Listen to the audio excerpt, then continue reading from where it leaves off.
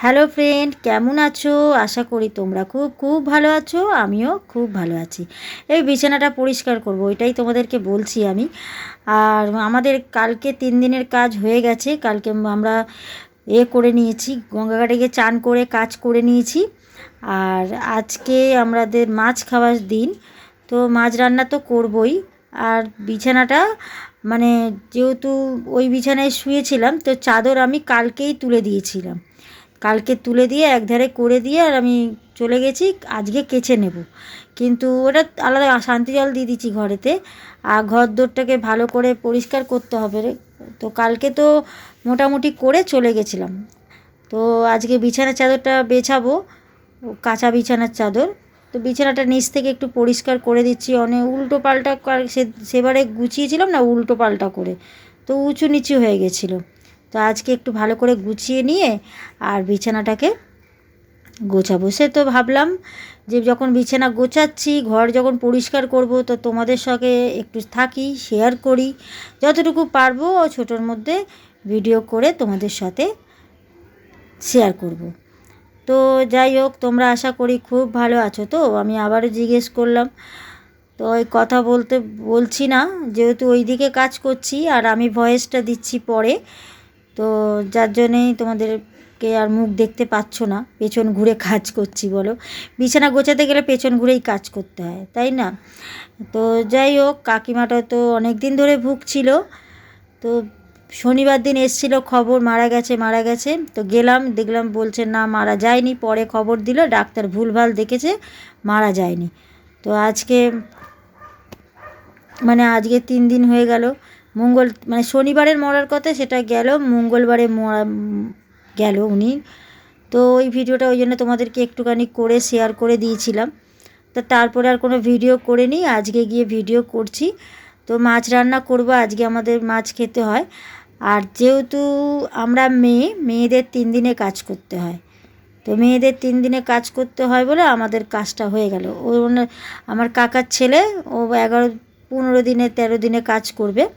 তো ও এখনও অসুজে আছে ওদের বাড়িতে, আর আমি আমার বাড়িতে আছি।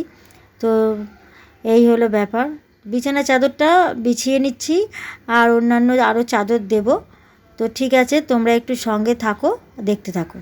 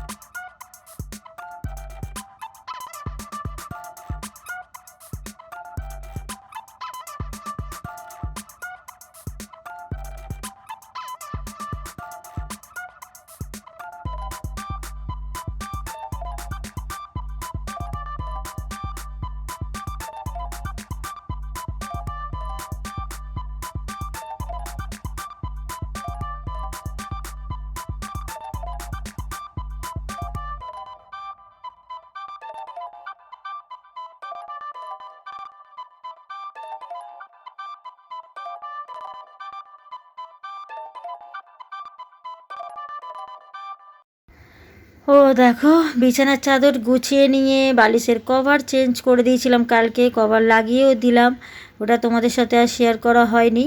তো কভার লাগিয়ে কভার চেঞ্জ করে সব কিছু করে নিলাম।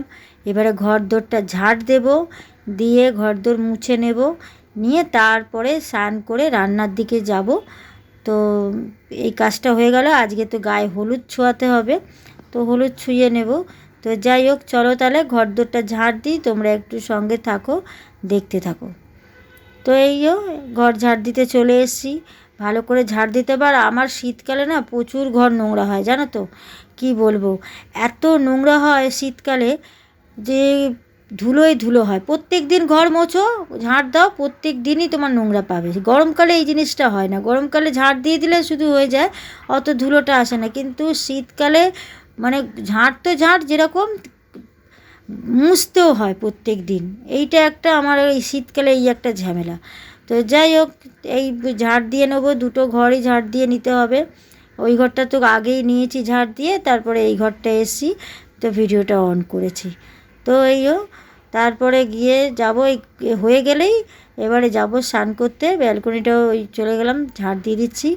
তো চলো, কি রান্না করছি সেটাও শেয়ার করব তোমাদেরকে। তো চলো, দেখতে থাকো।